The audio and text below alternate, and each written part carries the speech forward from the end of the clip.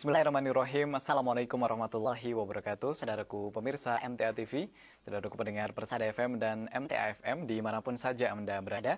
Puji syukur Alhamdulillah kita panjatkan kehadirat Allah Subhanahu Wa Taala yang kembali mempertemukan kita untuk kesempatan malam hari ini. Senang sekali menempatkan firman untuk menemani Anda di program spesial kami, Ustadz On Air untuk edisi Kamis 27 Juni 2013 atau yang bertepatan dengan 19 Sya'ban 1434 Hijriah. Dan pemirsa dan pendengar dimanapun Anda berada, di tengah-tengah kita sudah hadir beliau Al-Ustadz Dr. Andes Ahmad Sukino selaku pimpinan dari Majelis Tafsir Al-Quran. Langsung saja kami sapa beliau. Assalamualaikum warahmatullahi wabarakatuh. Waalaikumsalam warahmatullahi wabarakatuh. Ya, kabar baik Ustadz? Alhamdulillah, baik. Alhamdulillah. Dan di samping beliau hadir Ustadz Mas Duki yang biasa kita dengarkan di program Risalah Hadis. Assalamualaikum warahmatullahi wabarakatuh Ustadz. Waalaikumsalam warahmatullahi wabarakatuh. Ya, kabar sehat Ustadz? Alhamdulillah sehat walafiat. Ya, sedikit batuk kelihatannya. Ya, batuk pilek. Semoga sudah sembuh ini Ustadz. Dan pemirsa MTA TV, saudara pendengar dimanapun saja Anda berada yang akan bergabung bersama, kami tunggu di dua line kami, line phone 0271 661749 dan di SMS 081393809000. Dan untuk segmen yang pertama akan disampaikan mukadimah dari Al-Ustadz Dr. Andes Ahmad Sukino berkaitan dengan sekitar perilaku orang munafik. Silahkan Ustadz. Bismillahirrahmanirrahim. Assalamualaikum warahmatullahi wabarakatuh. Alhamdulillahirabbil alamin wa bihi nasta'inu ala umuri dunya waddin. Asyhadu an la ilaha illallah wahdahu la syarikalah wa asyhadu anna Muhammadan abduhu wa rasuluh, amma ba'd. Para pendengar radio MTA maupun radio Persada FM yang kami cintai, para persawan TV MTA dimanapun yang bisa menyaksikan tayangan ini, mari kita perhatikan, kita manfaatkan sebaik-baiknya kesempatan ini untuk kita kaji bersama, kita telah bersama. Kami masih menyambung tema tentang orang munafik, perilaku orang munafik. Kalau waktu yang lalu saya sampaikan perilaku orang munafik itu antara lain mereka suka amar mungkar nahi ma'ruf, dari kebalikan orang mukmin. Kalau orang mukmin amar ma'ruf nahi mungkar, kalau orang munafik amar mungkar nahi ma'ruf. Yang kedua, suka menghalang-halangi dengan berbagai macam cara. Kalau orang kembali kepada Al-Quran, ya, untuk mengikuti apa yang diturunkan oleh Allah itu Al-Quran, pada orang yang menyeru supaya manusia itu kembali atau mengikuti yang diturunkan oleh Al-Quran, orang munafik yang muncul tampak menggunakan berbagai macam usaha, berbagai macam cara untuk menghalang-halangi supaya manusia tidak kembali, tidak mengikuti Al-Quran. Ra'aital munafiqina yasudduna anka sududa. Malam hari ini juga akan saya kemukakan perilaku orang munafik di dalam untuk menghancurkan, merusak, membuat madharat orang-orang mukmin karena kebencian yang ada di dalam hatinya. Walaupun orang munafik itu kadang menampakkan keimanannya, di dalam Al-Quran diterangkan kalau bertemu orang-orang yang beriman, dia berlaku, bersikap seperti yang dilakukan oleh orang-orang yang beriman. Tetapi apabila kembali berkumpul dengan setan-setannya, mereka mengatakan, saya sependirian dengan kamu. Inna ma'akum, saya bersama kamu. Nah, maka dari itu, ini sifat kepura-puraan. Dari antara perilaku orang munafik adalah bersikap pura-pura. Pura-pura menampakkan keimanan, padahal hatinya kafir. Untuk merusak, untuk masuk, supaya bisa diterima, bisa masuk di celah-celah kaum muslimin, yang akhirnya mereka akan membuat kerusakan, membuat kekacauan. Pada malam hari ini saya bukan tolong waktunya dibuka ayat 107 surat Al-Taubah. Nah, di situ sifat orang munafik, perilaku orang munafik. 107 surat. 107. Jadi mendirikan orang munafik itu juga mendirikan masjid. Tujuannya bukan untuk ibadah, tapi untuk merusak kesatuan dan persatuan umat Islam dan untuk mengumpulkan orang-orang yang memusuhi Islam. Jadi tujuan mendirikan masjid bukan untuk ibadah, tapi tujuan mendirikan masjid itu untuk menimbulkan kemadharatan, menimbulkan bencana, menimbulkan kesusahan bagi orang-orang mukmin dan untuk memecah belah. Nah, mendirikan masjid itu untuk memecah belah. Dan masjid mestinya tempat pemersatu umat. Di situ kumpulnya umat orang-orang mukmin, tapi orang munafik tidak, lain tujuannya. Coba di 107 surat Taubah. Surat At-Taubah nomor 19 ayat 107. A'udzu billahi minasyaitonir rajim. Walladzina takhadhu masjidan diraran wa kufran wa tafriqan bainal mu'minina wa irsadan liman haraba Allah wa rasulahu min qabl. Wala yakhlifunna in aradna illa al-husna wallahu yashhadu innahum lakadzibun. Dan di antara orang-orang munafik itu ada orang-orang yang mendirikan masjid untuk menimbulkan kemudaratan pada orang-orang mukmin untuk kekafiran dan untuk memecah belah antara orang-orang mukmin serta menunggu kedatangan orang-orang yang telah memerangi Allah dan Rasul-Nya sejak dulu. Mereka sesungguhnya bersumpah, kami tidak menghendaki selain kebaikan, dan Allah menjadi saksi bahwa sesungguhnya mereka itu adalah pendusta dalam sumpahnya. Ya, jadi orang munafik itu untuk berbuat bohong itu tidak segan-segan diiringi dengan sumpah untuk menguatkan kebohongannya. Dalam ayat ini Allah menjelaskan walladzina takhadhu masjidan diraran. Jadi orang-orang munafik itu mendirikan masjid tujuannya bukan untuk ibadah, tapi untuk menimbulkan kemadharatan, untuk menimbulkan kesusahan, untuk menimbulkan bencana bagi orang-orang mukmin. Wa kufron, jadi mereka mengingkari kekafiran. Jadi mengingkari mendirikan masjid yang disebut masjid Dirar tadi untuk mengingkari, untuk menyelisihi adanya masjid Kuba yang didirikan oleh Rasulullah SAW. Nah, di samping itu wa tafriqan bainal mu'minin, untuk memecah belah antara orang-orang mukmin.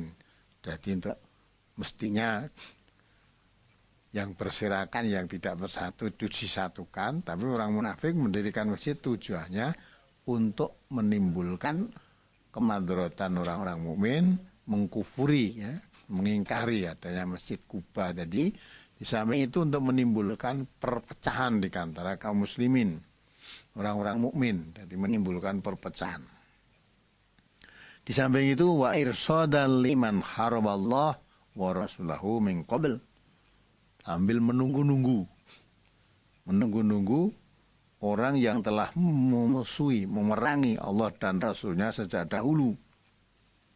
Nah, sejak dahulu.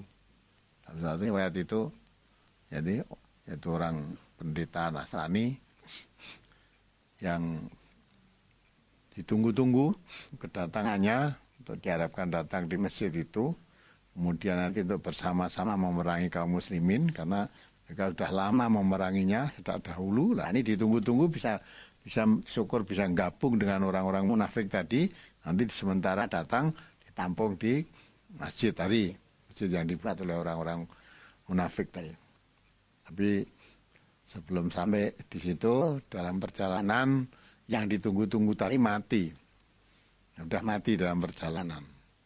Nah, maka akhirnya tidak berhasil dalam menunggu-nunggu itu. Sehingga tidak tambah kekuatannya, tidak berani mengadakan peperangan menyerang kaum muslimin. Ya. Dia membuat itu diiringi dengan sumpah. Ya. Wala yakhlifunna in aradna illal husna. Dia menguatkan sumpahnya bahwa apa yang dia lakukan, dia membuat masjid, dia mengadakan aktivitas di situ, itu semuanya itu dengan maksud, sebetulnya maksud tadi diraran, membuat mandorot, memecah belah kaum muslimin, menunggu-nunggu musuh yang sudah memerangi Rasul Allah dan Rasulnya sejak dahulu untuk bergabung. Tapi setelah itu mengalami suatu kegagalan yang ditunggu-tunggu dan mati di jalan. Akhirnya dia sumpah bahwa apa yang saya lakukan ini tidak lain tujuannya untuk berbuat kebaikan. Illal husna. Nah ini. Tetapi Allah Maha tahu, maka wallahu yashhadu innahum lakadzibun. Allah menjadi saksi bahwa sumpah mereka, sumpah orang munafik itu adalah sumpah untuk kebohongan. Betul-betul dia sumpah itu bukan untuk apa itu membenarkan apa yang diucapkan seiring dengan apa yang ada dalam hatinya, tapi sebetulnya sumpah yang dia ucapkan itu untuk menutupi kebohongan yang ada dalam hatinya. Allah yang Maha tahu, tidak bisa ditipu, maka Allah turunkan ayat ini, ya. Allah menjadi saksi bahwa sumpahnya orang munafik itu betul-betul bohong. Bukan sumpah untuk kebenaran, tapi sumpah untuk menguatkan kebohongannya. Maka orang munafik itu tidak setengah-setengah. Bohong aja berani sumpah. Nah, oleh sebab itu, ayat berikutnya tolong dibaca. Ayat Allah 108. perintahkan, turunkan ayat. Ayo. La takum fihi abada. La masjidun usisa ala taqwa min awal yaumin ahaqqu an taquma fihi. Fihi rijalu yuhibbuna ayatatahharu. Wallahu yuhibbul mutahhirin. Afaman assasa bunyanahu ala taqwa minallahi wa ridwanin khairun amman assasa bunyanahu ala safa surfin harin fanhara bihi fi nari jahannam. Wallahu la yahdil qaumadz zalimin. Janganlah kamu bersembahyang dalam masjid itu selama-lamanya. Sesungguhnya masjid yang didirikan atas dasar takwa, yaitu Masjid Quba, sejak hari pertama adalah lebih patut kamu bersembahyang di dalamnya. Di dalamnya ada orang-orang yang ingin bersihkan diri, dan Allah menyukai orang-orang yang bersih. Maka apakah orang-orang yang mendirikan masjidnya di atas dasar takwa kepada Allah dan keridhaannya itu yang baik, ataukah orang-orang yang mendirikan bangunannya di tepi jurang yang runtuh, lalu bangunannya itu jatuh bersama-sama dengan dia ke dalam neraka jahanam, dan Allah tidak memberikan petunjuk kepada orang-orang yang zalim. Ya. Jadi walaupun orang munafik tadi sudah bersumpah dalam mendirikan masjid itu, ya, dia tidak ingin apa-apa kecuali ya, in aradna illal husna. Jadi kami hanya menghendaki satu kebaikan. Jadi melakukan demikian itu suatu maksudnya untuk berbuat suatu kebaikan. Diiringi dengan sumpah tadi. Allah ya satu innahum lakadzibun. Allah tahu itu sumpah munafik itu sumpah bohong, jadi kebohongan. Bohong tapi diiringi sumpah. Untuk menguatkan supaya orang percaya. Karena sumpah atas nama Allah padahal itu kebohongan. Dan Nabi pun tidak tahu kan, tidak diberitahu oleh Allah. Maka yang tahu Allah, maka Allah memberitahu kepada nabinya bahwa sumpahnya orang munafik itu sumpah bohong, jangan dikira baik. Maka walaupun dia mendirikan masjid, ya, tampaknya tempat ibadah, diiringi sumpah, itu kebohongan. Maka jangan kamu sholat di situ selama-lamanya. Nah, itu. La takum fihi abadan. Jangan kamu berdiri, maksudnya jangan kamu sholat di masjid yang didirikan oleh orang-orang munafik itu selama-lamanya. Tak boleh kita sholat di situ. Ya. La masjidun usisa ala taqwa min awali yaumin ahaqqu an taquma fih. Jadi masjid yang didirikan didasari dengan takwa kepada Allah sejak mulai mendirikannya. Arti memang mendirikan masjid itu sudah didorong karena rasa takwa kepada Allah. Itu lebih baik kamu sholat di dalamnya. Yang masjid yang didirikan memang tujuannya untuk tempat ibadah. Nah ini yang lebih baik kamu lebih pantas kamu untuk sholat di situ. Dan di dalamnya fihi rijalun yuhibbuna ayyatatoharun ayyatatoharu wallahu yuhibbul mutahhirin. Nah, dan di dalamnya masjid yang didirikan oleh takwa itu banyak di situ orang-orang yang membersihkan dirinya dari dosa, mohon ampun kepada Allah, beristighfar kepada Allah, dan Allah cinta kepada orang yang membersihkan diri tadi. Jadi orang munafik itu dalam mengacau umat Islam dengan berbagai macam cara. Ya suduna angka sududa. Coba diingat kembali ayat 61 itu ya. An-Nisa. Surat An-Nisa nomor surat 4 ayat 61.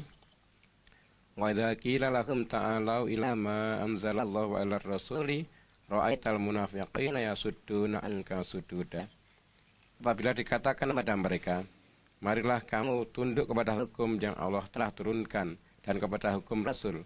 Niscaya kamu lihat orang-orang munafik menghalangi manusia dengan sekuat-kuatnya dari mendekati kamu. Ya, kan? Jadi kalau ada orang menyeru, mari kita taati Allah, kita taati Rasulullah. Kita taati Quran, kita taati sunnah Rasulullah. Kalau kita menyeru ke begitu, yang muncul bukan orang kafir, dikatakan oleh Allah tadi, Ra'aital munafiqina yasudduna angka sududa. Orang-orang munafik yang muncul dengan berbagai macam cara untuk menghalang-halangi manusia supaya tidak mendekati kamu yang mengajak kepada Quran dan Sunnah tadi untuk mentaati hukum Allah, untuk mentaati hukum Rasul tadi ya, supaya tidak mendekati kamu. Maksudnya jangan sampai manusia itu mau diseru untuk mengikuti Al-Quran, untuk mengikuti Rasulullah SAW, jangan sampai mau. Maka berbagai macam cara dia gunakan untuk menghalangi, termasuk mendirikan masjid tadi. Ya, mendirikan masjid tujuannya untuk memecah belah umat Islam, memecah belah kaum muslimin, memadharatkan, menimbulkan bencana, menimbulkan kesusahan, ya, orang-orang yang beriman. Di samping itu, ya, menunggu-nunggu manusia atau orang-orang yang sudah memerangi kaum muslimin sejak dulu, maunya ditampung dulu di masjid di situ supaya gabung. Nah, setelah nanti ya bergabung di masjid itu bentuk suatu barisan untuk menggempur kaum muslimin. Tapi dengan kehendak Allah, ya, yang ditunggu-tunggu tadi, musuh Islam yang ditunggu-tunggu untuk gabung dengan munafik tadi mati dalam perjalanan sehingga tidak sampai di situ. Nah, sehingga merasa kekuatan yang diharapkan hampa, tidak jadi. Nah, maka itu dia sumpah bahwa mendirikan masjid itu tujuannya tidak lain kecuali untuk kebaikan. Diiringi dengan sumpah. Tetapi Allah yang maha tahu bahwa sumpahnya orang munafik itu bohong. Maka Nabi diperintahkan oleh Allah, jangan kamu salat di masjid yang dibuat oleh orang munafik itu selama-lamanya. Ya. Maka dalam satu riwayat akhirnya masjid tadi dihancurkan oleh Rasulullah dan oleh kaum muslimin, diratakan dengan tanah. Jangan sholat di situ selama-lamanya. Kamu sholat di masjid yang didirikan dasar takwa itu lebih baik. Hanya memang mendirikan masjid itu tujuannya untuk beribadah, untuk sholat, beribadah kepada Allah yang diharapkan tidak lain kecuali ya pahala dari Allah karena ketakwaannya. Karena takwanya kepada Allah maka mendirikan masjid. Sama-sama masjid walaupun itu wujudnya sama ya, yang didirikan oleh karena dasar takwa tadi ya, itu yang lebih baik. Kalau didirikan walaupun wujudnya masjid, kalau tujuannya mendirikan tadi untuk bikin rusak, memecah belah kaum muslimin, menghalang-halangi ya, mengikuti Al-Quran dan mengikuti Rasulullah SAW, yaitu masjid yang disebut dirar tadi. Maka dari itulah, mana yang lebih baik? Ayat kelanjutannya tadi, mana yang lebih baik? Orang yang melakukan salat di masjid yang didasari karena takwa, atau yang mendirikan masjid yang di tepi jurang. Ya, yang didirikan oleh munafik itu digambarkan mendirikan masjid di tepi jurang, akhirnya apa itu jurang masjid tadi hancur, longsor, jurangnya jatuh, ambruklah masjidnya itu. Jadi itu tentu kita akan lebih baik mendirikan lebih baik kita sholat, karena menurut Allah tadi dilarang kok, malah bukannya lebih baik, itu malah dilarang kalau sholat di yang dirikan masjid dirar tadi.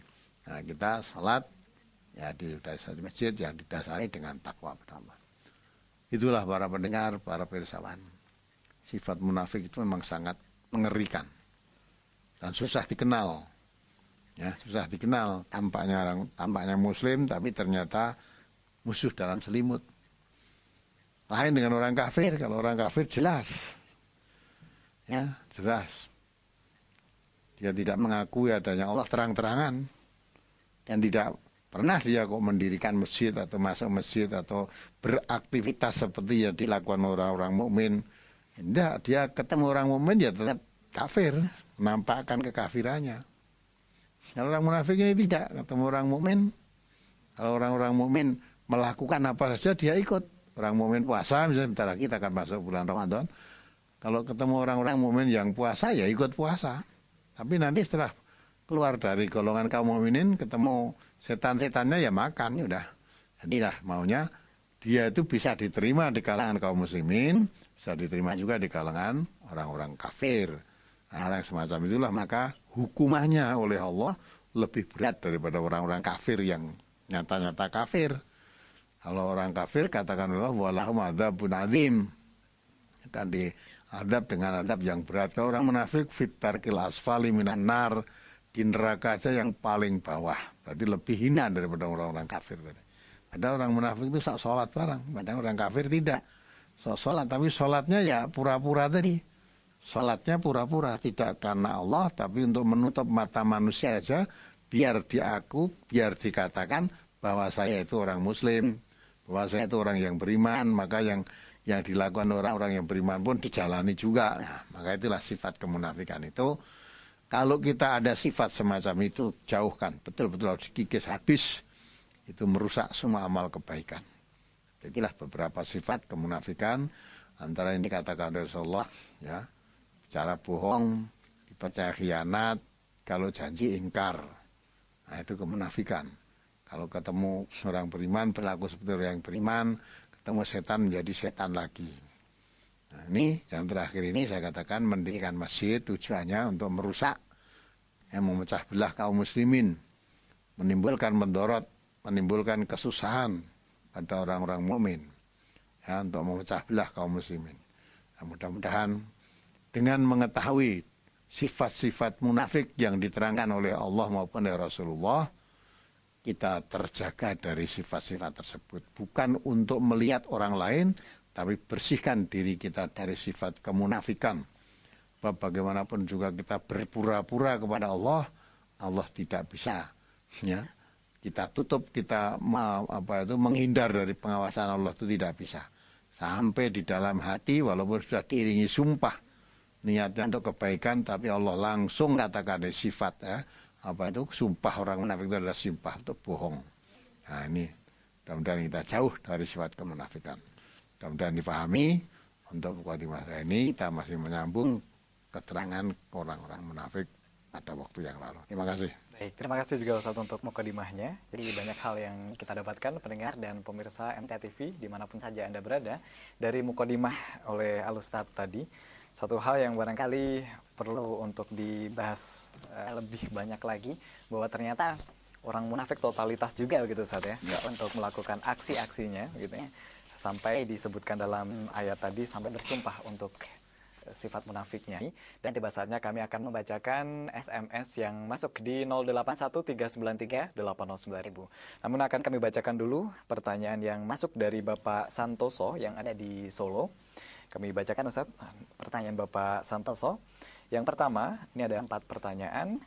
Bila mengerjakan puasa, bolehkah membersihkan telinga yang kemasukan air sampai memakai cotton bud begitu Ustaz? Kemudian masih berkaitan dengan puasa. Yang kedua, mengerjakan puasa bolehkah menyikat gigi di siang hari memakai pasta gigi begitu Ustaz? Jadi kedua-duanya pertanyaan itu boleh Bapak. Jadi membersihkan telinga pakai cotton bud boleh. Ya, kemudian pakai pasta gigi di dalam siang hari untuk bergosok gigi dengan pakai pasta gigi boleh saja. Tidak mengapa, itu boleh lah. Jadi jangan sampai itu memang ada yang berpegang hadis Nabi, sebenarnya bukan hadisnya yang salah, pemahamannya yang salah. Bahwa tahu mulut orang puasa itu harum, lebih harum daripada kasturi. Nah, maka akhirnya terus jangan dibosok, jadi kumur aja enggak, apalagi pakai pasta gigi ya, nanti baunya hilang. Nah, maka orang puasa kadang-kala Yaitu orang dekat orang puasa nggak suka karena kalau ngomong bau. Nah, itulah tadi betulnya maksudnya itu bagaimanapun juga ya, orang berpuasa itu memang karena tidak makan sehari ya tidak kelebihan apa-apa. Tetap bau mulutnya tidak enak. Nah, namun bukan berarti tidak boleh untuk gosok gigi.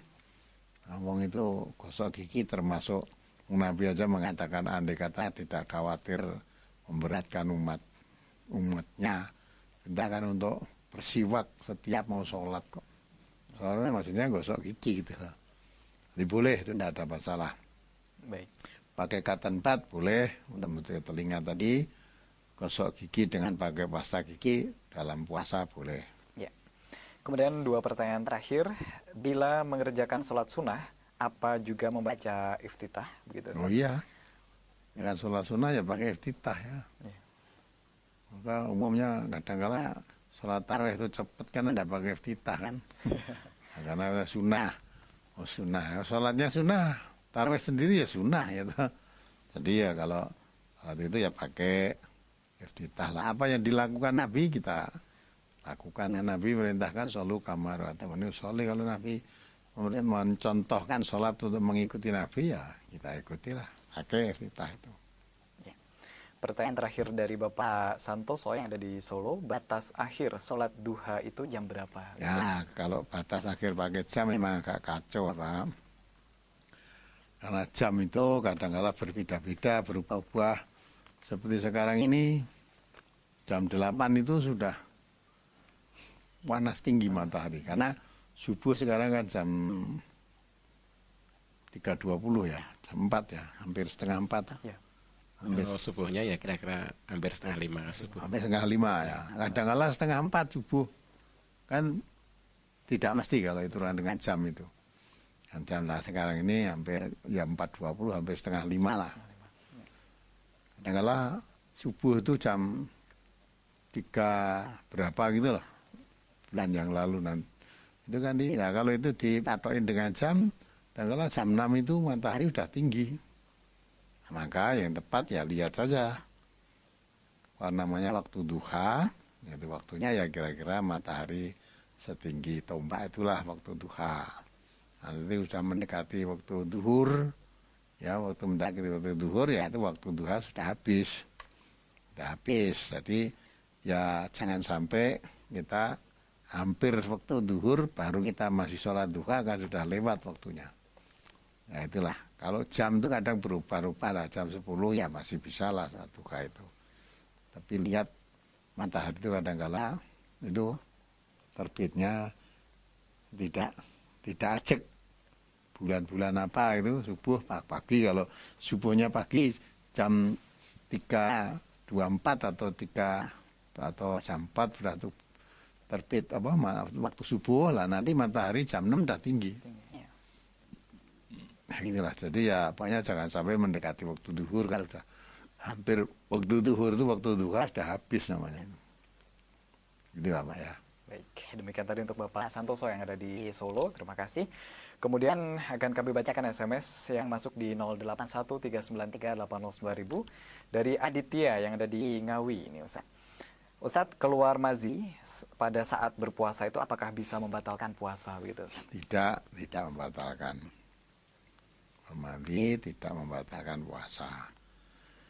Ya lebih baik kamu nanti beli buku aja Risalah Puasa di majlis, di toko majlis sana, di Mangkugaran ada buku Risalah Puasa. Di situ diterangkan tentang siapa yang wajib berpuasa, hukum puasa, sampai yang membatalkan puasa. Nah, maka yang membatalkan puasa termasuk tadi, tidak ada gosok gigi pakai pasta gigi batal. Kemudian membersihkan telinga dengan cotton pad batal, itu tidak ada itu di situ. Nah, maka itulah lebih lengkapnya.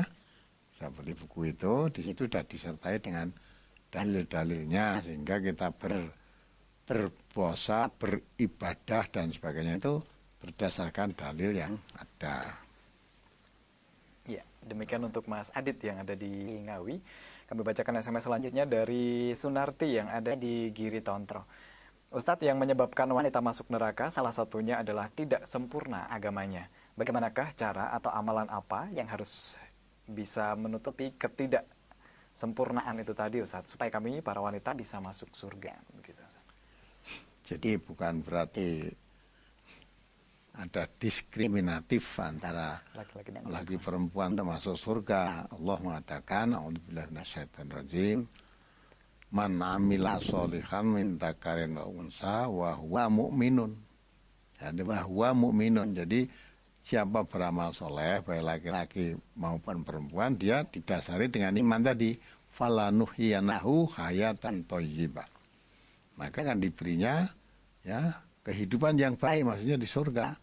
Jadi baik laki-laki perempuan, kalau dia beramal soleh didasari dengan iman, dia berhak masuk surga. Nah, maka untuk nambah kekurangan-kekurangan ya perbanyak amal soleh lah. Amal yang dituntunkan oleh Nabi, kalau itu bentuk-bentuk ibadah, ya, ikuti Nabi. Di samping itu amal-amal baik yang lain yang didasari dengan iman tadi. Banyak amal kebaikan. Apapun wong manusia itu untuk beribadah itu dari Allah.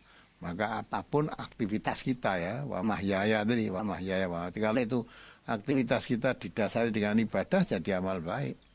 Kita mencari nafkah dasari ibadah karena satu kewajiban.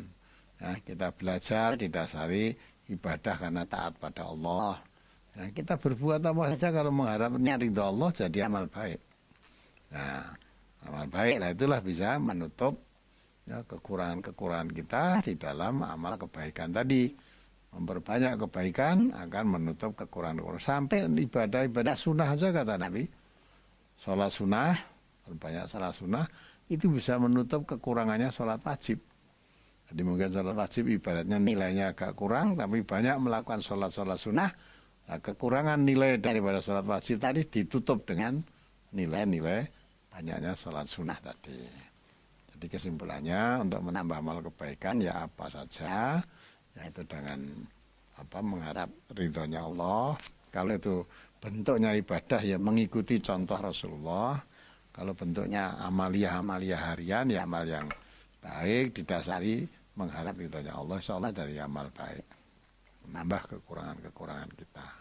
Baik, demikian tadi dari Mbak Sunarti yang ada di Giri Tontro atau Ibu Sunarti di Giri Tontro. Kami akan bacakan kembali SMS dari Wigati Ningsih yang ada di Salatiga. Ustadz, mahromkah saya, yakni perempuan, dengan saudara laki-laki dari anak Pak Le atau om saya dari bapak begitu? Ustadz? Oh bukan, itu bukan mahrom. Jadi namanya saudara sepupu, saudara nak dulur lah. Itu bukan mahram, berarti saudari dengan anak Pak Le-nya tadi itu boleh nikah itu. Oh, ya. Jadi mahram itu laki perempuan yang diharamkan untuk mengadakan hubungan pernikahan. Maka kalau anaknya Pak Le itu boleh nikah dengan dirimu. Nah, Pak Le-mu itu mahram dengan kamu. Kalau Pak Le dengan kamu namanya kamu ponakannya, nah itu tidak boleh nikah. Tapi anaknya Pak Le boleh. Itu bukan mahram. Jadi anaknya Pak Le dengan saudari yang tanya ini itu kalau dalam bahasa Indonesia ya saudara sepupu, saudara Jawa ini nak dulur. Nah itu bukan mahram, maka boleh nikah itu. Anaknya Pak D ya boleh. Pak Le, Pak D itu sama. Nah itu ya. Ya, baik. Demikian tadi untuk Mbak Wigati Ningsih yang ada di Salatiga. Akan kami bacakan SMS selanjutnya dari Ibu Esti. Ustadz, karena sesuatu hal suami mengatakan kepada saya, kalau pengen nikah, nikahlah. Nah, kata-kata di atas ini apakah sudah membuat jatuh belum pernah suruh nikah itu kok. Belum cerai. Suamimu itu ya bingung mungkin. Ya. Lawang sudah punya istri, punya suami. Wanita kan tidak boleh nikah lebih dari satu. Tidak boleh punya suami lebih dari satu lah. Kalau nikah lebih dari satu kali boleh. Ya nikah cerai lah, kemudian nikah lagi boleh. Tapi kalau punya suami lebih dari satu, wanita itu tidak boleh. Sampai suamimu mengatakan kepengen nikahlah, itu mungkin karena jengkel apa-apa ya. Nah, itu jawab aja yang enak loh, penjenengan itu pripun lah gitu. Gimana saya istrimu kok suruh nikah lagi, kan nggak boleh. Ya. Demikian Ibu Esti. Loh, jadi tidak jatuh cerai lah. Ya, masih aman ya Ustaz. Baik, kemudian akan kami bacakan SMS berikutnya dari Ibu Hidayah yang ada di Boyolali. Ustaz, saya kalau sedang sholat ini mendengarkan azan di masjid itu bagaimana? Berdosa atau tidak? Enggak, ya, kalau sudah mendengar azan berarti sudah masuk waktu sholat ya. Waktu sholat boleh aja. Memang sudah azan itu tanda waktu sholat masuk. Ya. Baik, selanjutnya dari 081 548 960 sekian-sekian. Ustadz, apakah pengertian kitab Lauh Mahfuz itu, Ustaz? Ya, biaya yang terangkai. Jadi Lauh Mahfuz itu ibaratnya ya itu suatu kitab ya itu gaib ya Allah. Tapi gambarannya itu Lauh Mahfuz itu semacam ya buku besar lah. Apa nek carane buku induk atau gimana? Yang di situ termuat segala sesuatu sudah ditulis oleh Allah, dicatat dalam Lauhul Mahfuz. Apapun yang terjadi semua sudah tercatat. Ya, termasuk yang akan terjadi pun dicatat di situ. Ya, maka dari itu, ya udah Allah itu membuat segala berbuat sesuatu itu penuh dengan perencanaan, bukan asal-asalan. Penuh dengan perencanaan dan penuh dengan tujuan. Ya, sebelum diciptakan manusia, sudah ada semuanya itu di catatan di Lauh Mahfuz itu. Maka dikatakanlah Lauh Mahfuz itu ya buku, semacam buku lah catatan Allah yang lengkap serba ada. Dan buku induk masih lebih lengkap daripada buku induk yang kita buat itu. Ya itulah, hakikatnya itu gaib. Jadi apapun yang ada sudah tercatat di Lauh Mahfuz itu. Baik. Demikian untuk yang bertanya 08154 89 sekian-sekian. Selanjutnya akan kami bacakan SMS dari 085336 sekian-sekian. Ustadz, saya pernah membaca hadis dari buku Fikih Sulaiman Rosyid tentang Rasulullah melaknati perempuan yang ziarah kubur. Apakah ada hadis sahih berkaitan dengan hal tersebut? Nah, saya merasa was-was ini Ustadz karena saya agak sering ziarah makam karena saya pernah mendengar bahwa ziarah kubur dianjurkan untuk mengingat mati sehingga lebih memotivasi saya untuk memperbaiki diri dan memanfaatkan sisa umur yang masih diberi. Gitu, Ustadz. Ya, saya bacakan hadisnya ya. An Abi Hurairah qala Rasulullah sallallahu alaihi wasallam zurul kuburo fa innaha tudzakirukumul akhirah. Numacah dari Abu Hurairah ya berkata, Rasulullah SAW bersabda, berziarah kuburlah kalian karena hal itu akan mengingatkan kalian pada akhirat. Hadis riwayat Ibnu Majah juz 1 halaman 500 nomor 1569. Dari hadis ini kita dianjurkan untuk ziarah kubur supaya ingat mati. Mungkin yang kamu baca tadi hadis ini an Abi Hurairah anna Rasulullah SAW la'ana zawwaratil kubur. Ya. Dari Abu Hurairah bahwasanya Rasulullah melaknat para wanita yang sering berziarah kubur.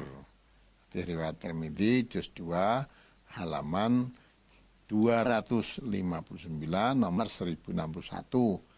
Dan dia mengatakan hadis ini hasan sahih.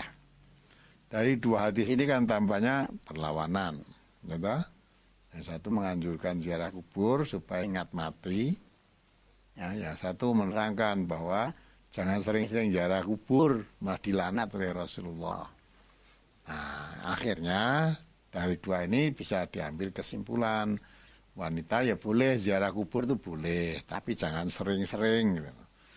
Ya, sering-sering. Kadang-kala wanita itu di dalam ziarah kubur memang ada wanita ziarah kubur. Coba lihat aja yang kita ziarahi, yang wanita-wanita yang pada kita umumnya. Kalau ziarah kubur itu kadang-kala macam-macam.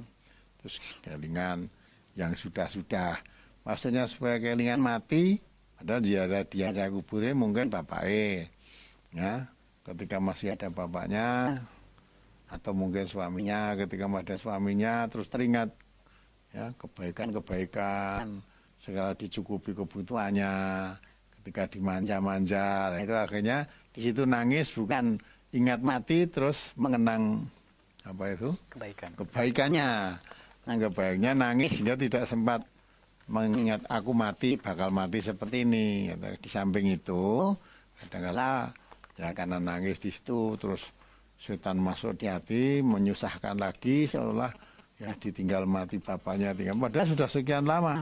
Kesusahannya muncul lagi terus karena terbayang-bayang ketika masih hidupnya segera dicukupi segala-galanya, sudah disayangi, sekarang nilai dikubur terus kelingan yang sudah-sudah. Nah itu kan jadi kurang baik, tidak mengingat dirinya akan mati seperti ini, tapi malah mengenang kebaikan-kebaikan yang pernah memanjakan dirinya lah, terus di situ nangis gitu.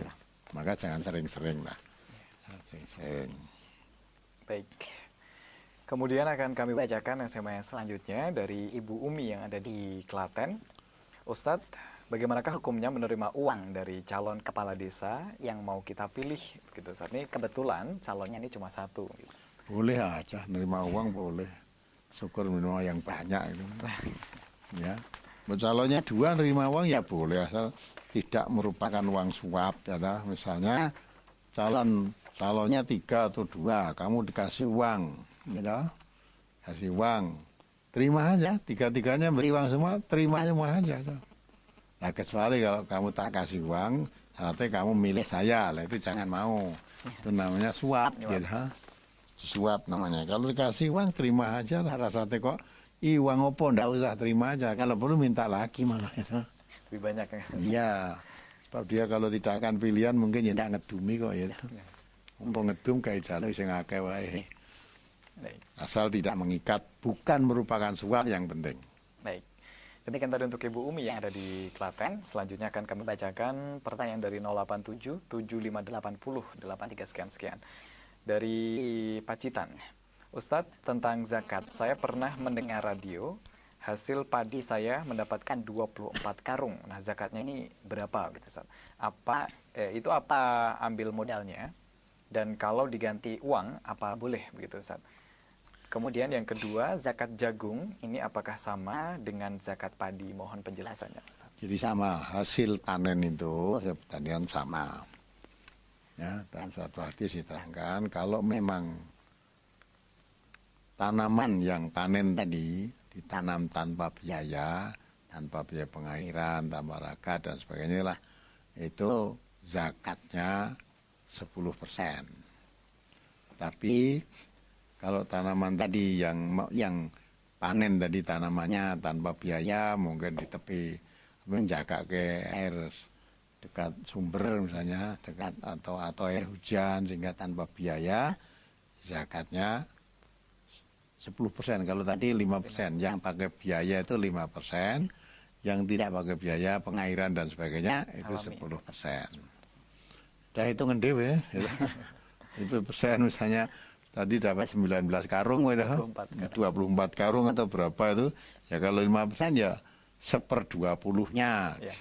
Dia bagi 20, ya, sebagian tadi dikeluarkan untuk zakatnya. Diperdil dulu, tak ke 20 bagian. Atau sebagian tadi yang dari 20 tadi berarti kan 1/20 diambil untuk zakat. Itu. Kalau itu yang apa itu? 10% ya dibagi 10. Tidak ada panennya berapa dibagi 10. Bagi 10 yang sebagian untuk zakat. Baik. Meskipun sudah dalam berbentuk uang juga begitu. Ya, kalau mau butuh diwujudkan uang ya kan biasanya panen sekarang ya ditebas kita ya, tebas kita dihitung. Kalau 1/10 ya dibagi tadi, bagi 10. Sebagian dari 10 bagian tadi diambil sebagian untuk zakat. Kalau dia 1/20 ya dibagi 20, sebagian dari bagian 20 bagian tadi diambil untuk zakat. Baik. Dan jagung dengan padi tadi sama gitu, sama. Ya, demikian tadi untuk Bapak Larno yang ada di Pacitan dan nampaknya sebagai pertanyaan terakhir sama persentasinya loh ya, bukan sama jagung dengan beras, wujudnya kan beda. Ya. Presentasinya sama gitu, Ustaz. Ya, menurut terus nek bodoh terus kalau salah paham loh. anane beras zakati jagung wae. Ora boleh itu. Ya, diganti, jadi tidak boleh. Baik. Boleh, ya. Demikian tadi Pak Larno yang ada di Pacitan. Dan tiba saatnya di segmen ketiga akan kami undang Anda untuk bergabung bersama kami di line phone 0271661749. Dan kelihatannya sudah ada yang bergabung. Assalamualaikum warahmatullahi wabarakatuh. Halo, Assalamualaikum warahmatullahi wabarakatuh. Baik, silahkan dicoba lagi. 0271661749. Assalamualaikum warahmatullahi wabarakatuh. Halo. Ya, dari siapa? Warahmatullahi Ya. wabarakatuh. Bapak siapa di mana, Bapak? Ini dari Bapak Solikin, Pak, dari Sodran, Colomadu. Bapak Solihin di Colomadu. Silahkan dengan Ustaz. Ini mau tanya Ustaz, Assalamualaikum wabarakatuh Ustaz. Waalaikumsalam warahmatullahi wabarakatuh. Mari Bapak. Ini kan saya katakanlah seorang pekerja yang berat yang akan menghadapi bulan suci Ramadan yang tinggal beberapa minggu lagi. Ini pertanyaan Ustaz. Apakah boleh andai kata saya satu hari pas berpuasa, hanya satu harinya lagi tidak kuat, apakah itu diganti dengan membayar fidyah atau diganti dengan berpuasa, Ustaz? Baik. Itu yang pertama. Dan yang kedua, Ustaz, saya pernah membaca hadis, ada seorang yang sedang sholat sunnah, baru mendapat setengah rakaat dan mendengar azan. Itu katanya disuruh untuk membatalkannya, Ustaz. Apakah hadis itu sahih, Ustaz? Tolong penjelasan, Ustaz. Baik, demikian Assalamualaikum Bapak. warahmatullahi wabarakatuh. Waalaikumsalam warahmatullahi wabarakatuh. Ada pertanyaan Ustaz dari Bapak Solihin. Jadi kalau memang tidak kuat ya puasa karena berat, bekerja berat dan tidak kuat, ya itu termasuk yutiqunahu. Orang yang yutiqunahu fidyatun ta'amu miskin.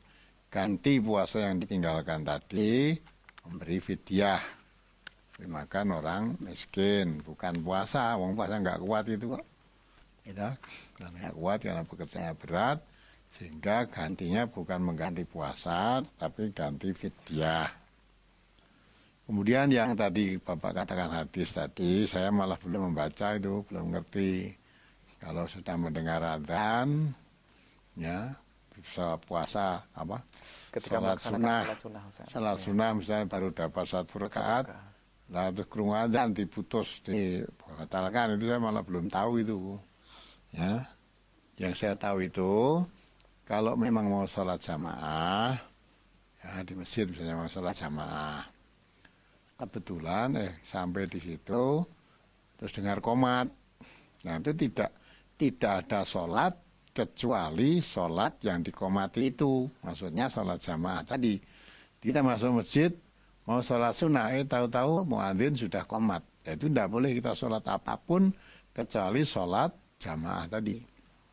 Jadi qomatnya tadi kan qomat untuk sholat jamaah wajib ya, tentu maka kita masuknya situ mau sholat sunnah apa tahiyatul masjid apa sholat qabliyah ya. Nah, ternyata begitu masuk terus qomat, ya sudah tidak jadi sholat sunnah. Terus sholatnya ya sholat yang dikomati tadi, maksudnya jamaah tadi. Kalau sudah terlanjur dapat satu rakaat, ada qomat terus dibatalkan, saya malah belum tahu itu. Nah, ya. Baik. Demikian tadi untuk Bapak Solihin yang ada di Colomadu. Terima kasih kebersamaannya. Nah, kalau Bapak baca hadisnya, nah coba lain waktu hadisnya Dikirim boleh ya, Ustaz, ya? dikirim ke masjid sana nanti. Baik. Demikian Pak Solihin. Kami undang kembali untuk bergabung bersama kami. 0271661749. Ya, Assalamualaikum warahmatullahi wabarakatuh. Assalamualaikum. Waalaikumsalam warahmatullahi wabarakatuh. Bapak siapa di mana? Dengan Bapak Yatmadi di Kalimantan, Sumatera Utara. Ya, Bapak Yatmadi, Sumatera Utara. Silahkan. Assalamualaikum Pak Ustaz. Waalaikumsalam warahmatullahi wabarakatuh. Mari.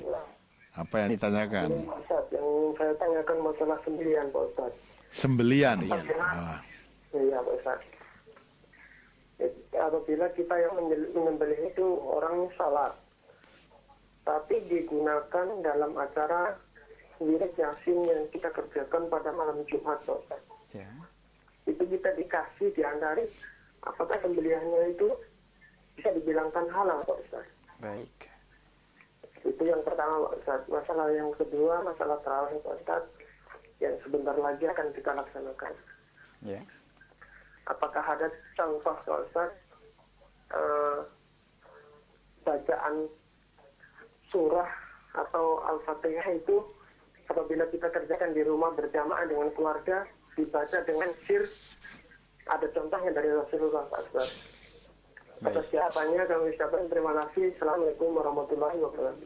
Waalaikumsalam warahmatullahi wabarakatuh. Bapak Yatmadi di Sumatera Utara. Dua pertanyaan Teman tadi apa? mengenai sembelihan yang menyembelih orang muslim, tetapi untuk acara Yasin di malam Jumat. Ini Oh, dikasih ya. boleh dimakan atau tidak? Jadi kalau itu sembelihan apa ya, yang tidak boleh, coba tolong masuknya.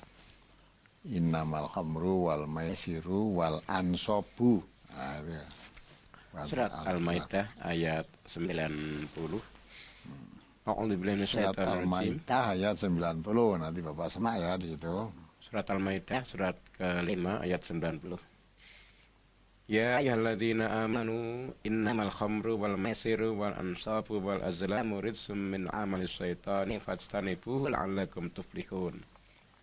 Hai orang-orang yang beriman, sesungguhnya minum khamr, berjudi, berkorban untuk berhala, mengundi nasib dengan panah adalah perbuatan keji termasuk perbuatan setan.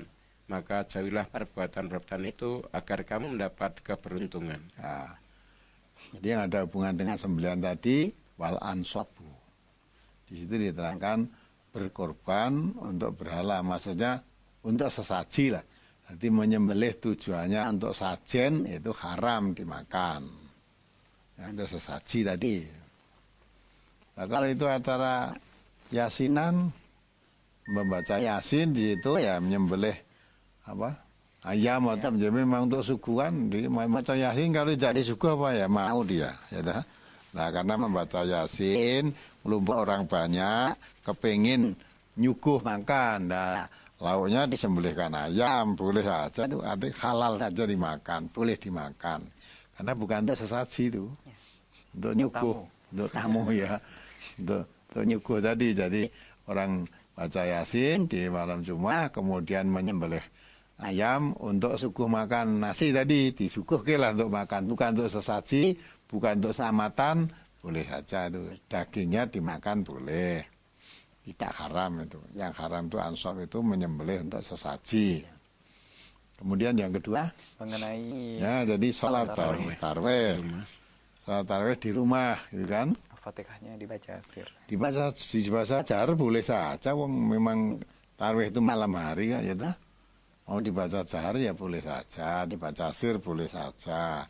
Memang Nabi di dalam sholat apa itu tarwih di rumah, beliau tidak ada riwayat ngajak-ajak keluarganya untuk jamaah.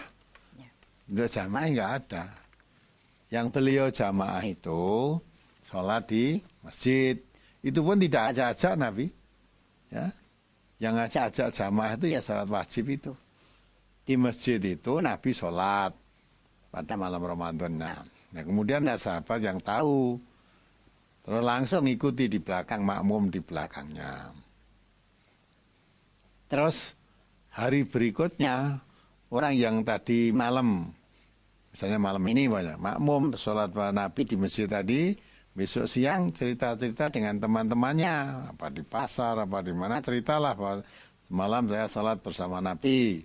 Nah, ceritakan. Nah, malam berikutnya yang datang lebih banyak lagi. Nabi tidak ngajak-ngajak dan tidak suruh ngajaki orang. Terus setelah itu ikut lebih banyak lagi. Nah, kemudian yang ikut malam itu cerita lagi siang harinya dengan teman-temannya. Malam berikutnya dalam hati dirangkap atau malam ketiga atau malam keempat, ya toh, yang datang lebih banyak lagi. Nah, saat itu Nabi tidak datang. Tidak datang. Terus pagi hari subuh, sahabat menyapa Nabi, ya Rasulullah, kami menunggu untuk semalam, untuk sholat bersama Nabi tadi. Nabi nggak datang. Nabi mengatakan, saya tahu, saya bukan karena sakit dan tidak apa-apalah. Memang saya tahu kalau kamu menunggu banyak orang. Hanya saya sengaja tidak keluar. Saya khawatir kalau sholat ini kamu anggap sholat wajib, ya.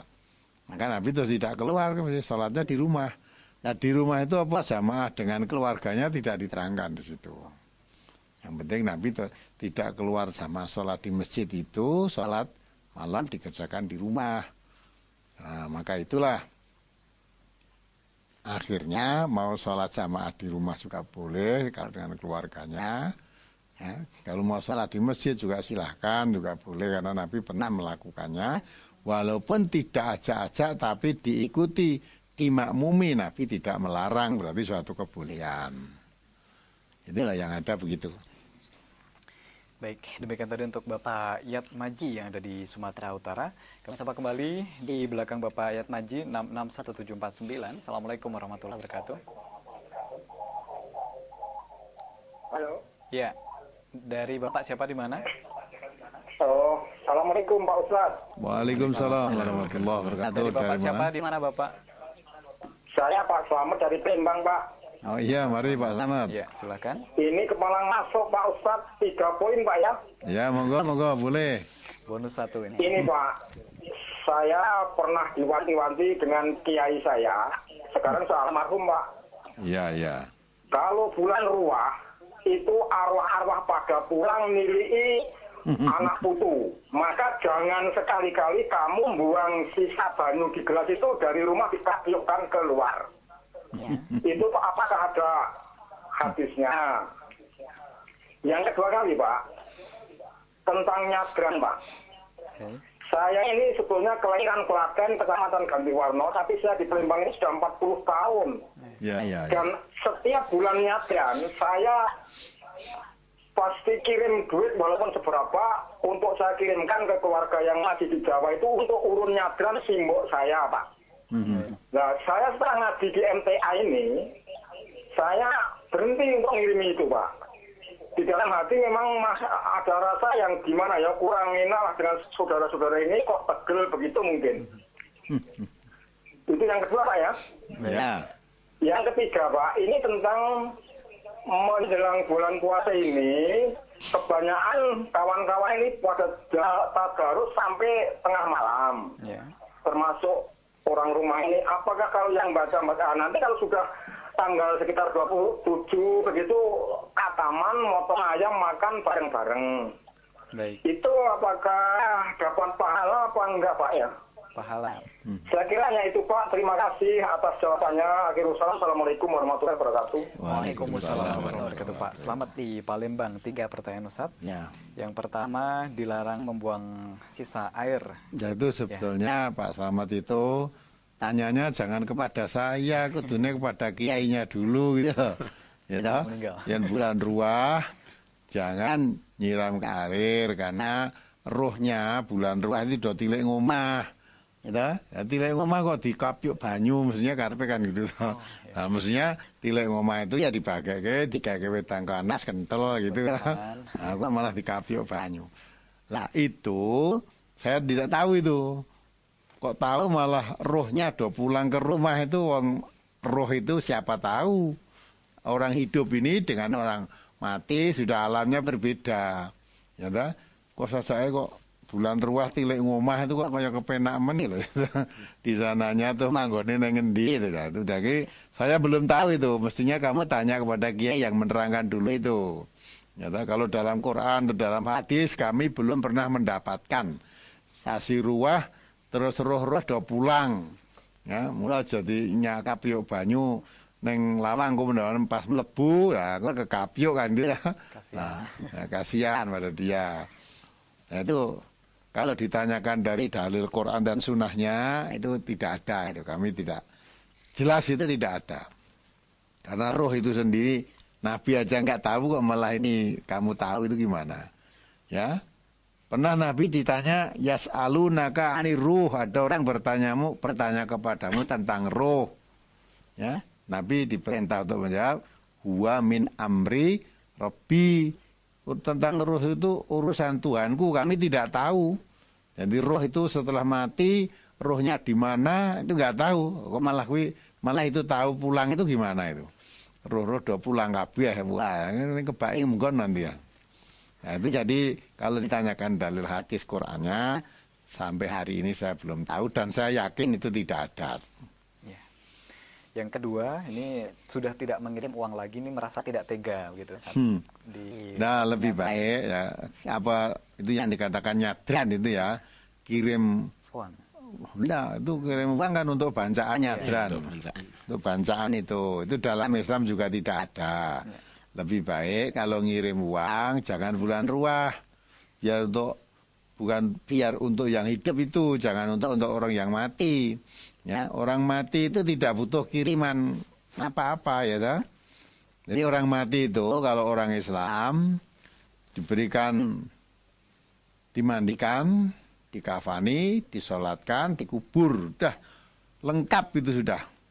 Haknya orang mati sudah diberikan secara sempurna.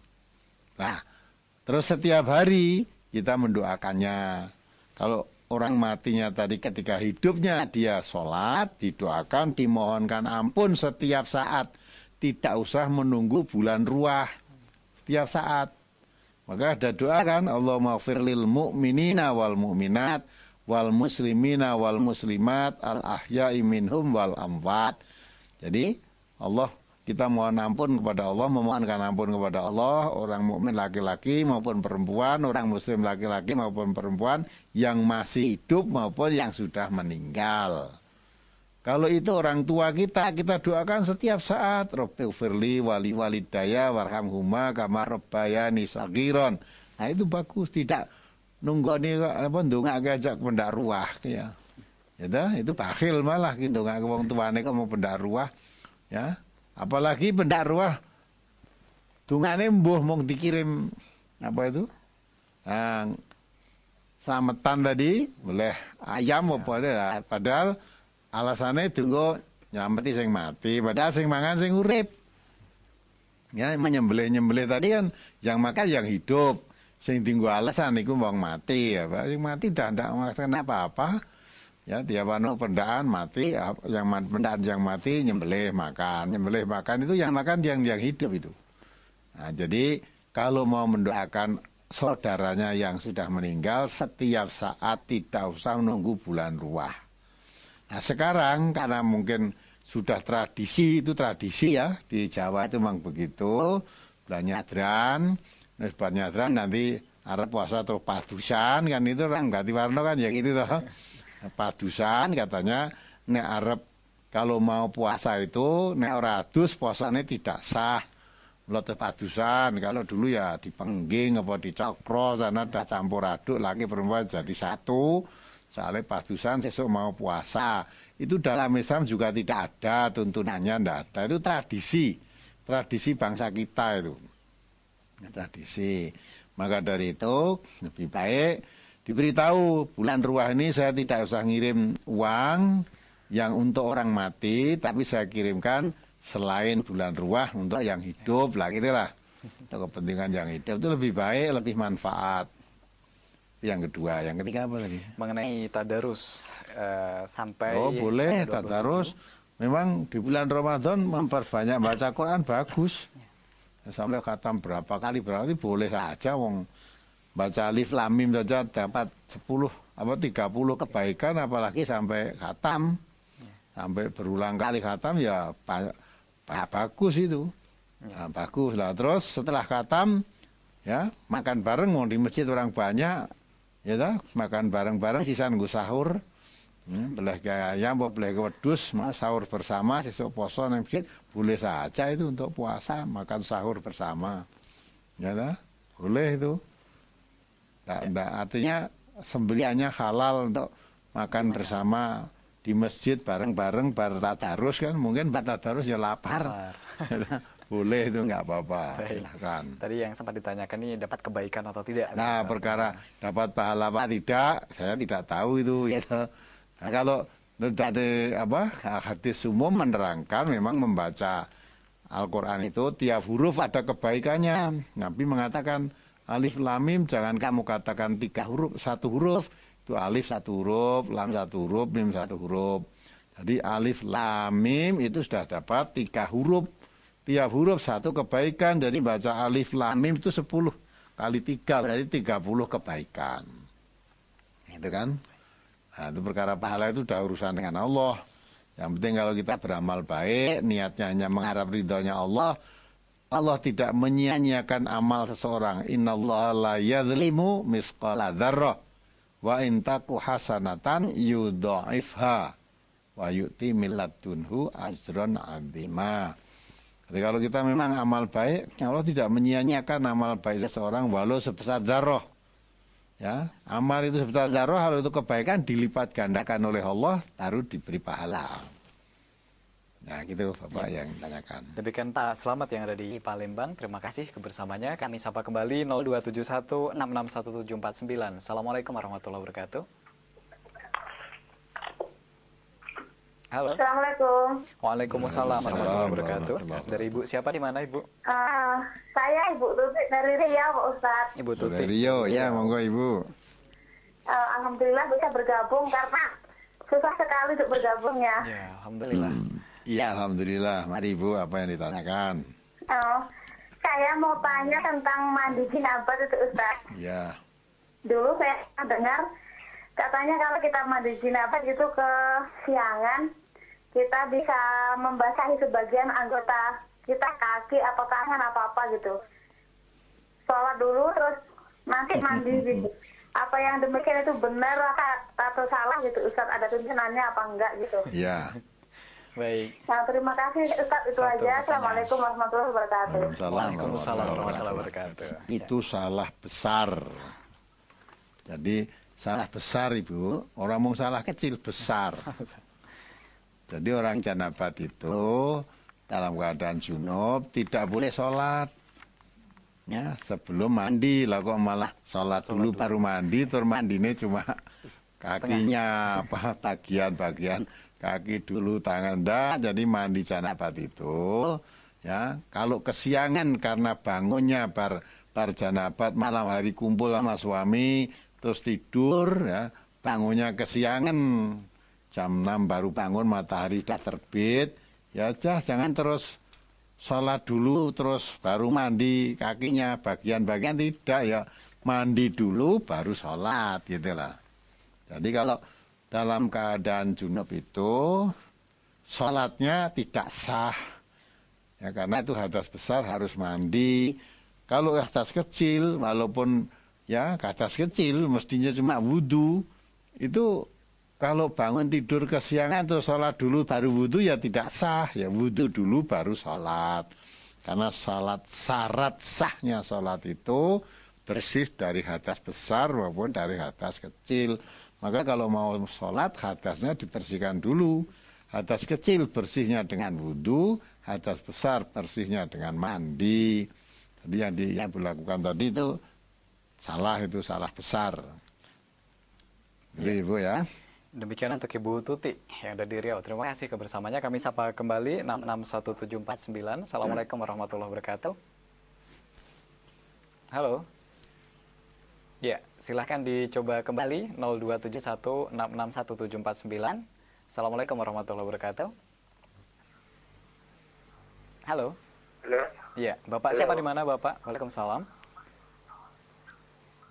Halo, Assalamualaikum. Waalaikumsalam. Dari Bapak siapa di mana Bapak? Dengan Bapak Fatin Nada dari Riau. Dari Brunei. Iya, dari mana? Dumai. Dumai. Riau. Oh, ya. Baik. Iya. Silakan Bapak Fatun Najid. Fatin Nada. Fatunada. Baik. Iya. Silahkan pertanyaan Anda. Ini tolong diterangkan tentang Astagfirullah di surat 38 ayat 37. Surat 38 ayat 37. 37. Baik. Iya. Demikian Bapak. Terus satu lagi Ustaz. Baik. Kemarin waktu kajian kelompok ada dinamika dengan saudara-saudara yang lain. Kalau seorang berzina menikah dengan seorang berzina itu, kalau yang menikahkan orang muslim tidak sah. Baik. Yang menikahkan? Orang muslim, Ustaz. Ini Orang apa, Ustaz? muslim. Baik. Ya. Iya. Itu saja Ustaz. Terima kasih. Assalamualaikum warahmatullahi wabarakatuh. Waalaikumsalam Waalaikumsalam warahmatullahi wabarakatuh. Bapak Fatunada, mohon maaf karena tidak begitu jelas. Monggo, Ustaz. Yang pertama mengenai asbabun Buat nuzul. tolong dibacakan. Surah ke-38 ayat 37. Surat Sad nomor 138 ayat 37. A'udzu billahi minasyaitonir rajim. Wasyayatina kulla bannai wa ghawwas. Dan kami tundukkan pula kepadanya setan-setan semuanya ahli bangunan dan penyelam. Itu kan Nabi siapa? Nabi Sulaiman itu ya. Sulaiman ya. Jadi Nabi Sulaiman itu memang diberi mukjizat oleh Allah. Diberi mukjizat oleh Allah, bisa berbicara dengan hewan-hewan, termasuk bisa menguasai jin, ya, bisa mengarah angin dan sebagainya, bicara dengan binatang, bicara dengan semut, itu mukjizat Nabi Sulaiman itu. Jadi di situ diterangkan ya, untuk membuat istana ada Nabi Sulaiman itu bisa mengereh, istilah mengereh apa ya? Memerintah, Ya. memerintah ya jin, apalagi setan yang pandai menyelam ya, untuk apa yang menurut perintah Nabi Sulaiman itu dituruti. Jadi apa jin atau manusia atau setan disuruh Nabi Sulaiman tunduk patuh semuanya itu. Tunduk patuh itu. Ya, maka ketika untuk membuatkan singgasananya seperti yang dimiliki oleh Ratu Bilqis, ya kan? Itu jin malah itu, jin ifrit. Mengatakan karena Nabi Sulaiman menghendaki supaya dibuatkan secepat mungkin sebelum Ratu Bilqis itu datang berserah diri kepada Nabi Sulaiman supaya sudah jadi. Nah, dari jin ifrit tadi mengatakan sanggup, saya akan membuat singgasananya seperti singgasana Ratu Bilqis secepat orang duduk sampai sebelum berdiri tegak sudah jadi. Jadi orang duduk itu berdiri tegak, urung nanti tegak sudah jadi gitu. Sangat singkat. Sangat singkat sekali. Tapi ada lagi yang diberi ilmu lebih cepat lagi. Saya akan sanggup membuatkan secepat mata berkedip. Nah, kalau tawanya saya kedip netro, mata kedip itu sudah jadi, itu lebih cepat lagi maksudnya. Nah begitulah. Jadi yang disuruh Nabi Sulaiman tadi ya jin setan untuk nyelam, apa kepentingannya, pokoknya di situ menggambarkan yang dikehendaki Nabi Sulaiman apapun ditaati. Itu maksudnya begitu. Terus apa lagi tadi? Baik, yang kedua, kalau seorang pezina menikah dengan pezina, Ya. kalau yang menikahkan ini orang Islam, ini sah atau tidak? Gitu. Orang pezina kan tidak nikah bareng. Pezina sama pezina ya tidak usah nikah. Wong nikah dengan tidak ya sama aja kok. Wong zina. Nah kecuali kalau pezina sama pezina sudah sama-sama tobat, sudah tidak pezina lagi, lah itu baru nikah. Ya. Kalau memang orang Islam yang nikahkan ya orang Islam. Kalau dinikahkan bukan orang Islam ya tidak sah. Tetapi kalau masih sama-sama pezina sama pezina, walaupun nikah ya tidak sah wong zina kok. Ya dah. Pezina itu pantasnya memang ya dengan pezina. Coba dibaca ayatnya. Surat An-Nur nomor surat 24 ayat 3. A'udzu billahi minasyaitonir rajim. Az-zani la yankihu illa zaniyatan aw musyrikah. Waz-zaniyatu la yankihuha illa zanin aw musyrik. Wa hurima dzalika 'alal mu'minin. Nah, wa hurima dzalika 'alal mu'minin, itu kuncinya di situ. Coba dibaca. Laki-laki yang berzina tidak mengawini melainkan perempuan yang berzina atau perempuan yang musyrik. Dan perempuan yang berzina tidak dikawini melainkan oleh laki-laki yang berzina atau laki-laki yang musyrik. Dan yang demikian itu diharamkan atas orang-orang yang mukmin. Nah, ya kan? Jadi pezina pantasnya punya istri atau punya suami ya sama-sama pezina. Untuk orang mukmin diharamkan oleh Allah. Jadi orang mukmin kok punya suami pezina atau punya istri pezina itu haram. Karena haram maka nggak boleh dinikahi wong haram, gitu. Nah kalau pezina sama pezina ya itu memang jodohnya itu. Tapi kalau pezina sama pezina tadi memang sudah tobat dari zinanya, dia sudah tidak zina lagi, bertobat. Jadi orang muslim yang baik lah itu dinikahkan oleh orang mukmin, orang muslim, nikahnya sah dan tidak zina lagi dah. Tapi kalau masih suka zina, tidak usah dinikahkan, wong zina sama zina. Kalau dinikahkan, dikatakan oleh Allah tadi, wa khurima dzalika 'alal mu'minin. Yang demikian itu diharamkan untuk orang-orang mukmin. Nah, jadi berzina itu haram. Itulah Pak yang dimaksud, sehingga kalau pezina sama pezina sudah tobat, nikah boleh. Tapi kalau masih sama-sama zina, buat apa nikah gitu. Wong tidak nikah aja sudah bisa hubungan seksual. Gitu kan? Ya. Demikian untuk Bapak Fatunadah yang ada di Dumai, Riau. Dan kami sapa kembali pendengar dan pemirsa yang akan bergabung bersama kami. Kami harapkan volume radio atau TV Anda dikecilkan dulu biar kami bisa mendengarkan dengan baik dari studio. Assalamualaikum warahmatullahi wabarakatuh. Waalaikumsalam warahmatullahi wabarakatuh. Dari Ibu siapa di mana? Ibu Hartini dari Jalan Klaten. Ibu Hartini di Klaten, silakan. Assalamualaikum Pak Ustaz. Waalaikumsalam warahmatullahi wabarakatuh. Mau tanya Pak Ustaz. Iya, mari Ibu. Saya kalau habis sholat fajar itu berdoa begini Pak Ustaz. Allahumma robba Jibrila wa Israfila wa Mikaila wa Muhammadin Nabi ya Rasulullah sallallahu alaihi wasallam. Itu ada tuntunannya enggak? Kami minta dijelaskan artinya. Kedua, kita lagi ini kan bulan puasa ya. Saya ini sudah tua dan sudah sakit-sakitan. Sakitnya sudah menahun. Bila nanti tidak kuat puasa, ya. Boleh bayar Fidyah. enggak Pak. Baik. Demikian Ya. Ibu. Terima kasih atas jawabannya. Ya, Ya. Ibu. Jadi Terima kasih Ibu Hartini. Pertanyaan yang pertama, ya, mestinya saya yang tanya sama Ibu, yang kamu amalkan itu ada tuntunannya apa tidak, gitu. Kalau tidak atau belum tahu tuntunan, tidak usah diamalkan. Wala takfu ma laisa laka bihi ilmun, ya, tidak usah diamalkan kalau memang belum tahu tuntunannya. Itu kan? Apa yang Ibu tanyakan tadi saya belum mengerti juga itu. Nah, kemudian yang kedua, kalau memang sudah sakit menahun, puasa tidak kuat, nah bagaimana untuk nyaur puasa kan nggak mungkin, maka bayar pakai pengganti puasa yang ditinggalkan, bayar fidyah. Itu namanya termasuk orang yang yutik menahu, berat melakukan puasa karena tidak kuat kan, jadi puasa karena sakit ya dan sudah menahun ya, tidak kuat tuh berpuasa. Kalau sakit biasa, nanti kalau sembuh kuat ya, karena tadi Ibu mengatakan sakitnya sudah menahun sehingga seolah-olah harapan sembuhnya itu ya kecil ya, maka ya bayar fidyah Ibu. Jadi tidak usah puasa, cukup bayar fidyah.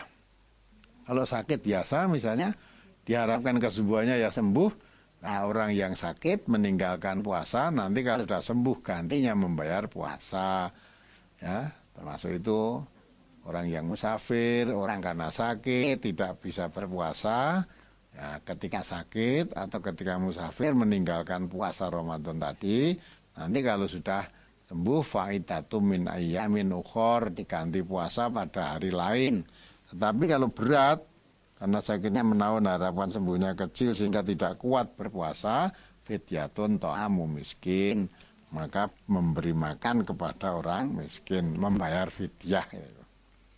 Ya, Ibu Hartini yang ada di Klaten, terima kasih kebersamaannya. Dan Ibu Hartini nampaknya sebagai penelpon terakhir untuk kesempatan Ustadz On Air malam hari ini. Terima kasih untuk perhatian Anda pemirsa dan pendengar. Dan sebelum kita akhiri untuk sajian Ustadz On Air pada kesempatan malam hari ini, barangkali ada yang ingin dipesankan untuk kita semuanya, Ustadz. Baik, untuk mengakhiri acara pada malam hari ini dari saya, para pendengar, para pirsawan TV MTA atau pendengar radio MTA maupun Pusat FM yang berbahagia. Mudah-mudahan acara kita ini diridhai dan dirahmati oleh Allah Subhanahu wa taala. Kita bisa mengambil manfaat terutama apa yang saya jelaskan sebagai mukadimah tadi, hati-hati dari sifat kemunafikan. Kalau Allah menjelaskan sifat-sifat munafik, Nabi menjelaskan sifat-sifat munafik supaya kita kenal, itu maksudnya supaya sifat-sifat itu sifat munafik jangan sampai ada pada diri kita.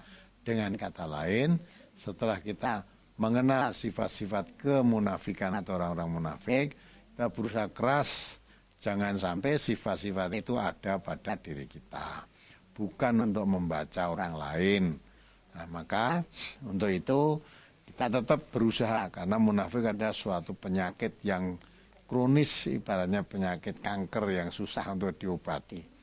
Penyakit itu yang sakit hatinya, ya, hatinya sakit, fi qulubihim maradun, hatinya ada penyakit yang disitulah mengakibatkan tidak ada kemantapan di dalam beragama, atau tidak ada kemantapan di dalam orang, atau menjadi orang-orang kafir. Jadi orang kafir ya tidak mantap, jadi orang mukmin ya tidak mantap. Maka dikatakan oleh Allah, mudzabdabina baina dzalik, la ilaha ula wa la ilaha ula. Jadi mudzabdabannya ragu di antara iman dan kafir. Jadi iman betul ya tidak, jadi kafir betul ya tidak. Nah itulah, sehingga hidupnya selalu diombang-ambingkan dalam keraguan. Di dunia saja sudah tidak nyaman, apalagi di akhirat, balasannya di neraka yang paling bawah. Mudah-mudahan kita terhindar dari itu semua, dan kita berusaha semaksimalnya menjadi orang mukmin yang taat, menjadi orang Islam yang mengerti, memahami tuntunan Islam, bisa kita amalkan dalam kehidupan sehari-hari, mencapai kebahagiaan hidup di dunia ini maupun kehidupan di akhirat yang akan datang. Demikianlah yang saya sampaikan. Untuk diri saya, kurang lebihnya kalau ada hal-hal yang kurang berkenan di hati para pendengar, para pirsawan, saya mohon dimaafkan. Terima kasih. Akhirul kalam. Assalamualaikum warahmatullahi wabarakatuh. Baik, kami aturkan terima kasih yang sebesar-besarnya untuk Al-Ustadz Dr. Andes Ahmad Sugiono dan Ustadz Mas Duki yang sudah membersamai kita. Semoga di lain kesempatan dipertemukan kembali, Ustadz. Assalamualaikum warahmatullahi wabarakatuh. Waalaikumsalam warahmatullahi wabarakatuh. Baik, saudaraku pemirsa MTA TV, pendengar Persada FM dan MTA FM, dimanapun saja Anda berada, saya sudah kebersamaan kita di program Ustadz On Air pada kesempatan malam hari ini, Kamis 27 Juni 2013, atau yang bertepatan dengan 19 Sya'ban 1434 Hijriah. Semoga bermanfaat untuk kita semuanya. Saya Firman, mewakili seluruh kru yang bertugas mengucapkan terima kasih dan wassalamualaikum warahmatullahi wabarakatuh. Waalaikumsalam.